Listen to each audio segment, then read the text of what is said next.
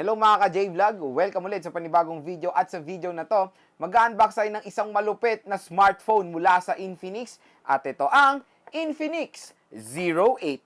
So tara mga ka-J-Vlog, check natin!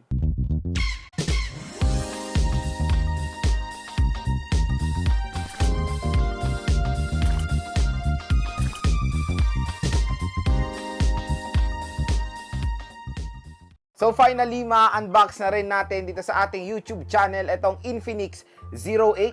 So alam nyo naman na itong si Infinix G90T ang flagship smartphone ni Infinix. So mga ka-J-Vlog, ang tanong kung magkano ba si Infinix G90T?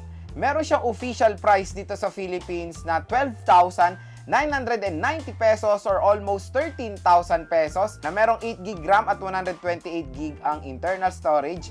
Pero ito yung nakaka-excite na part ngayon dito sa Infinix G90T dahil nag-price drop na siya. Makukuha nyo na lang siya sa halagang 9,990 pesos or almost 10,000 pesos sa kanilang official store sa Shopee. So, kung interesado kayo dito mga ka-J-Vlog, ayan, i-check nyo na po yung link sa description. Grabe, napakagandang deal yan mula sa Infinix. Biruin yun, less 3,000 pesos na siya ngayon. So, ang laki po ng matitipid nyo ngayon sa Infinix G90T. So, don't miss that opportunity mga ka-J-Vlog at i-add to cart nyo na ang Infinix G90T. At ayan, ito yung box niya, napaka-cool, G90T. At ang color niya, unbox natin is yung Black Diamond. So, dito sa likod, meron siya mga konting specification sa likod ng box niya. Meron siyang battery capacity na 4,500 mAh. Android 10 operating system. Meron siyang dual front camera, nice. So para siyang sa Infinix Note 8 na dual cam din ang front. So 48 megapixel ang front camera niya mga ka-J-Vlog, solid. And ito pa, yung rear camera niya is 64 megapixels na. So mamaya tatalakayin pa natin yung mga ibang specs nito si Infinix G90T. At napakalupit din ng processor nito, Mediatek Helio G90T. So alam niyo naman na powerful din yung chipset na yan na nakaka-handle ng mga heavy games. And malaki rin ang display niya, nasa 6.85 inches na. Meron siyang 90Hz smooth display at Full HD Plus ang kanyang resolution. At ito yung maganda dito mga ka-J-Vlog, meron siyang liquid cooling technology. So hindi na kayo mamumblema sa overheating dahil yun nga may liquid cooling technology na itong si Infinix G90T. So tara mga ka-J-Vlog, samahan niyo akong i-unbox itong si Infinix G90T. So open na natin itong si Infinix G90T. Napakaganda nung box niya, no? Okay na okay yung design. G90T by Infinix. And tignan niyo naman yung box, oh. Nagre-reflect din sa light. Okay, may rainbow effect, no? G90T.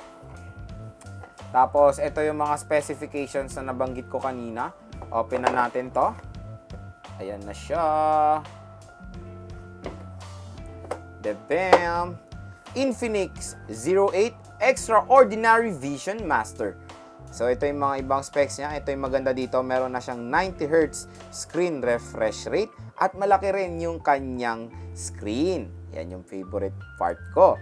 Okay, mamaya na to. Surprise ko ano ba yung color niya.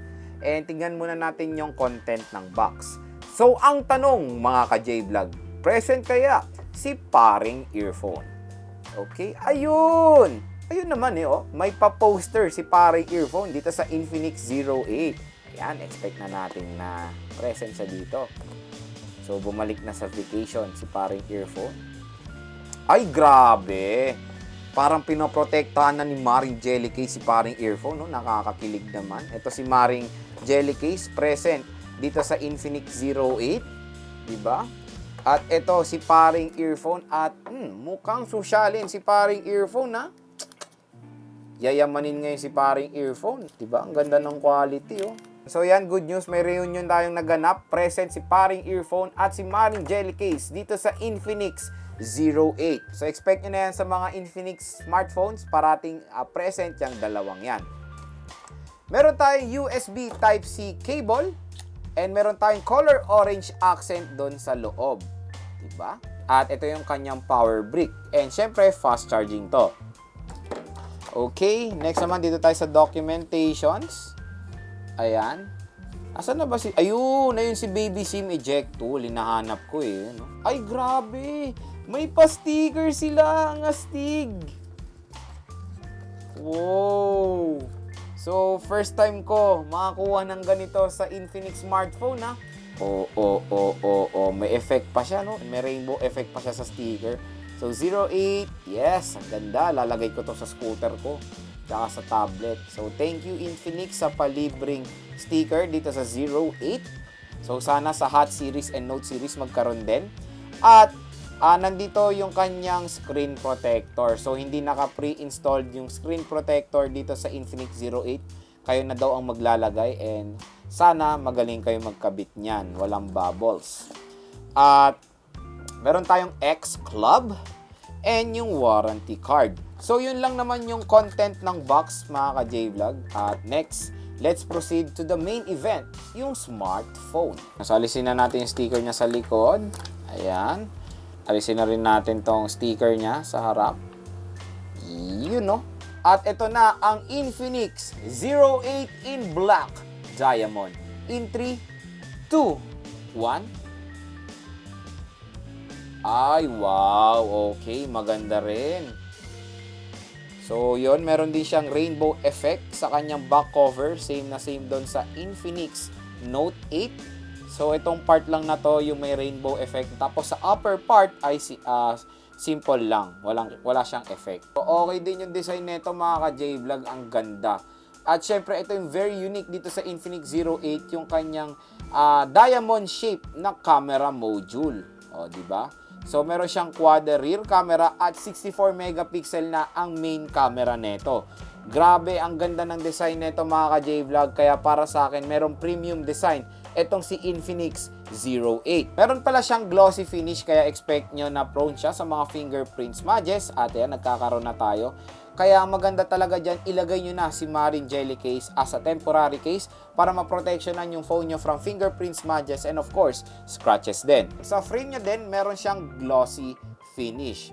Sa right side, nandito ang kanyang power button / fingerprint scanner. So, side-mounted na yung kanyang fingerprint scanner at kasama rin dito ang kanyang volume rocker. Sa taas naman ng smartphone, wala tayong makikita. Sa left side, nandito ang kanyang SIM card slot. Tignan natin kung hybrid ba to or hindi. So, good news, mga ka-J-Vlog, hindi siya hybrid SIM card slot, meaning pwede nyo siyang lagyan ng 2 nano SIM at isang micro SD card ng sabay. Sa baba naman ng smartphone, nandito ang kanyang 3.5mm headphone jack, microphone, USB Type-C port, at yung kanyang speaker grills. So, yun nga, hindi pre-installed ang screen protector dito sa Infinix 08 pero may kasama siyang screen protector. So, open na natin to. Ayan, Infinix powered by Android. So, ayan, nag-open na siya. Setup muna natin to. So, ayan, na-open na natin si Infinix 08. And reminder pala, mga ka-J-Vlog, na support niya ang 5 GHz na Wi-Fi. So, ngayon titingnan natin kung ilan na lang natirang storage niya out of the box. At reminder lang na meron siyang 128 GB na internal storage. So, ito yung available storage niya out of the box, 116 GB. Ayan yung total space, 128 GB. So, not bad, mga ka-J-Vlog. Napakalaki pa ng free storage niya. Marami pa kayong malalagay dyan sa 116 GB na internal storage. Tapos, ito yung available RAM niya out of the box, 5.33 GB. So, pwede nyo naman refresh yan para tumaas. So, ayan, naging 6 GB na siya. So, syempre, itry natin si Marine Jelly Case. Ayan. So, maganda talaga munang ilagay si Marine Jelly Case as a temporary case sa inyong smartphone para ma-protectionan nga siya from fingerprint smudges or scratches. And makikita nyo pa rin naman yung napakagandang design ng Infinix 08 dahil transparent si Marine Jelly Case. Ayan, and umokoy din yung ating grip dito sa smartphone. Si Infinix 08 ay merong quad rear camera. Yung main camera niya ay merong 64 megapixel f1.9 aperture. Meron siyang 8 megapixel ultra wide na merong f2.3 aperture. 2 megapixel monochrome lens na merong f2.4 aperture at 2 megapixel depth sensor na merong f2.4 aperture. Meron siyang quad LED flash at capable siya ng 4K video recording. Meron siyang dual front camera. Yung main camera niya is 48 megapixel f2.2 aperture at yung pangalawang camera niya is 8 megapixel ultra wide na merong f2.2 aperture at capable siya ng Full HD 1080p video recording at 30 frames per second.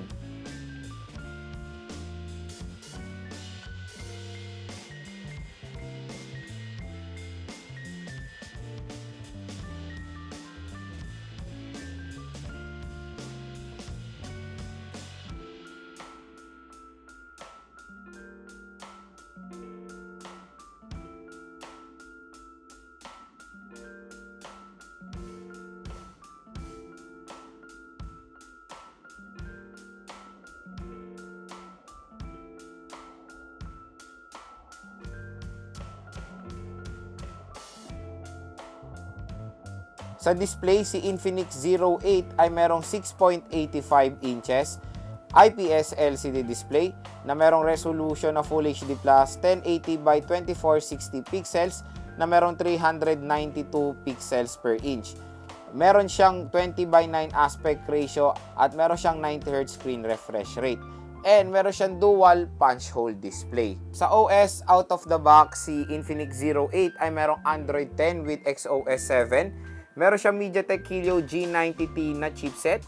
Meron siyang octa-core CPU na merong clock speed na up to 2.05 GHz. And sa GPU, meron siyang Mali G76 MC4. Meron siyang 8GB RAM at 128GB ang internal storage. And expandable pa ang kanyang storage via micro SD card. USB Type-C port na siya. Dalawa ang kanyang biometrics, face unlock at fingerprint scanner. At pagdating sa battery, meron siyang 4,500 mAh non-removable battery with 33 watt fast charging. So mga ka-J-Vlog, share ko lang sa inyo yung first impressions ko dito sa Infinix 08. Number 1, sa kanyang presyo. Tulad sa sinabi ko sa early part ng ating video, ay nag-price drop na nga itong si Infinix 08. So mas mura na siya ng 3,000 pesos mga ka-J-Vlog compared dun sa kanyang original price. So yun, nasa less than 10,000 pesos na lang to mga ka-J-Vlog. Tapos meron na siyang mga powerful specs na ma-offer sa kanyang price segment. So kumbaga sa presyo niya ngayon, sobrang sulit ng specs na ma-offer ni Infinix 08. Number 2, meron siyang 90 Hz screen refresh rate. So dahil mataas ang screen refresh rate na ito, expect nyo na smooth yung pag-navigate nyo dito sa Infinix 08 at especially pag nagso-social media kayo. Ayan, mas smooth na yung scrolling nyo sa SOCMED. Number 3, meron siyang dual front camera. So napagandang addition din yan of course dito sa Infinix 08. Tapos punch hole pa siya. At ang malupit pa sa kanyang front camera is 48 megapixels na yan. So kung makikita nyo kanina sa ating photo samples, maganda rin yung photo quality na ma-offer sa atin ni Infinix 08 pag sa front camera. So paniguradong may enjoy to ng mga consumers na mahilig mag-selfie. Number 4, meron siyang 64 megapixel na rear camera. So napakalupit din nun mga ka-J-Vlog, and nakita nyo na rin yung photo samples natin kanina dito sa Infinix 08. So maganda rin yung photo quality niya. Salamat sa mataas na megapixel ng main camera niya. Number 5, support niya ang 33 watt fast charging. So very convenient na rin mag-charge dito sa Infinix 08. So mabilis niya lang ma-full charge yung 4,500 mAh na battery niya. So expect nyo ng mga at least 1 hour full charge na itong si Infinix 08 nyo. And number 6, of course, sa kanyang design. Ayan, very attractive din yung design na itong si Infinix 08. Diba? Napakalupit, lalo na yung effect niyan sa back cover niya pag tinitilt natin sa light. Ang ganda mga ka-J-Vlog. Oh, grabe, meron siyang mga rainbow effect na nangyayari sa back cover niya. Oh, solid.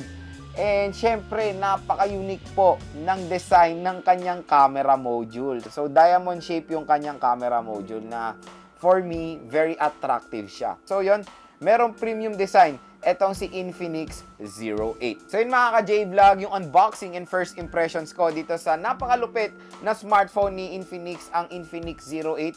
Abangan nyo na lang po yung full review and yung game test ko dito. Dahil sa ating game test, titingnan natin kung ano ba yung mga games na kayang i-handle ni Infinix 08. So stay tuned lang mga ka-J-Vlog. And para sa akin, a must buy din itong si Infinix 08 kung naghahanap kayo ng perfect na smartphone ngayong 2021.